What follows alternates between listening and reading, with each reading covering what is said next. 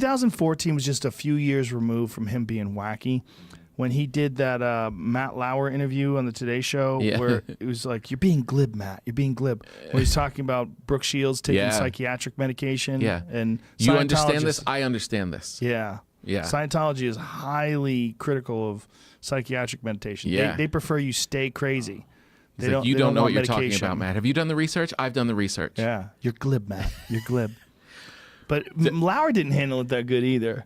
No. You're supposed to go, well, explain to me the mechanism of what's happening with these psychiatric drugs, and what do you pose? And why do you think that you understand the biological makeup of all these different human beings, and that none of them should be taking psychiatric medication? No.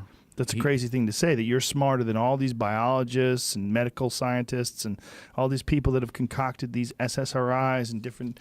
Have you done the research? Have you done the research? Are you glib? They're making Top Gun 2 right now. Fuck. Did I ever tell you the first time I did Letterman when Cruise was on it? Did I ever tell you that story? No. I was trying to do my first Letterman. I'm super nervous, and I'm just trying to tell myself, just like any other show. It's just like any other show. Right. And Tom Cruise, it's his first time he's on the show in like 10 years, 15 years. And he's on, and I'm watching through the monitor. He's running up and down the theater. The theater, like saying hi to people during the break. No. Yeah, he's like, hey, and he's like running up and down and having this great time. Like, it's just another show. It'll be okay. And then they bring you downstairs, and you're standing outside this door, like to go onto the stage. And he says goodnight during the show, and the door swings open, and a very sweaty Tom Cruise is like nose to nose with me. And he's like, "You're next." And he hugs me. He's like, "Woo, it's great out there." And then goes bouncing up the stairs. And I'm like, what's going to happen to me out there? This is terrifying. He totally took all of my coolness and just chew. What a strange guy. Yeah, but the energy, he was like an electric eel. And I'm just like, it's all right. I can get through this. Be such a strange guy. Yeah. When he gets into that, like, I'm laughing thing, it just gets weird. Wasn't getting enough oxygen to his brains. Oh my God. I know. Well, it's God. funny now. Yow. No, it wasn't such a high altitude that it would have, Sure, that's caused death or anything. I'm standing in the wings right now. And what are you thinking? Like, what am I going to say first? Yeah. What do you think with those things? Those things are such a little weird sprint. How's my tie? Right. What's my first line? What am I going to say? What am I going to say? Do I go out casual? Yeah, I can't. There's a heated interview from Matt Lauer. Play that. It's right there. It's coming up next. Here it is. Here's Matt. Matt had a full head of hair back then. Oh, yeah, look at that. He's got all that hair. 2014. Look at him, handsome bastard. Yeah. Welles radio play was my first exposure to this story.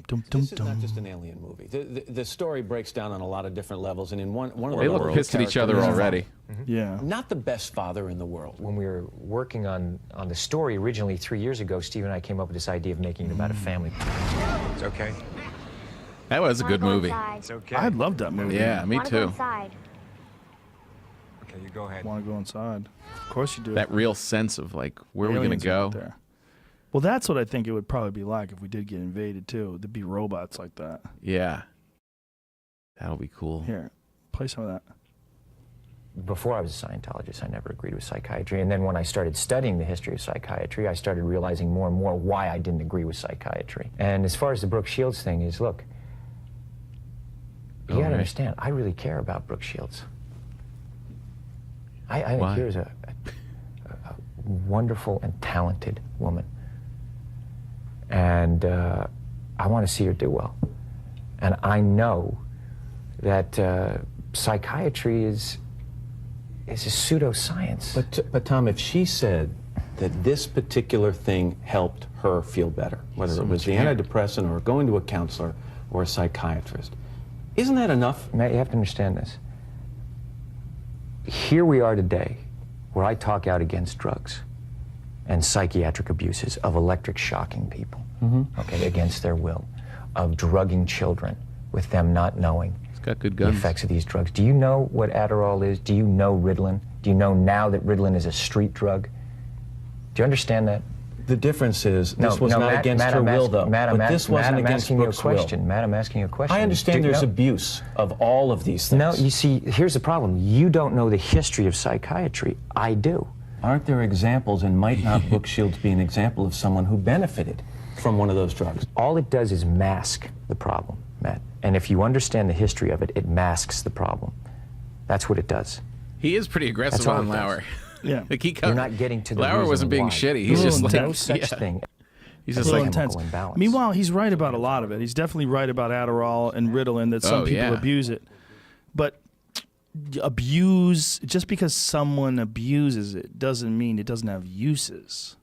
You know, I've met people that are on Adderall and they say they need it. I don't know if they're right. Yeah, but the guy who developed Adderall says that it should be for about 4% of the population. That's a lot. Like 4 people out of 100. And you get a room full of 100 people, 4 of them are cranked out. And doctors are cranking it out like 30% of like 30? The patients they see. Yeah, it's like super high. The guy who made it said it's being abused. Well, I'm sure it is. And amongst journalists. Have you done the research, Joe? Have you done the research? Well, I know a lot about about it. I understand. I understand it. I understand psychiatry.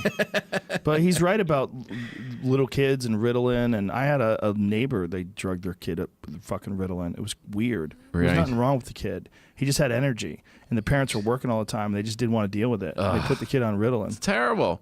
They were bad parents. That's terrible. I was watching it happen. I was like, whoa. And then they zoned the kid out. They got him on some shit. And he was just like a weird little zombie kid after that.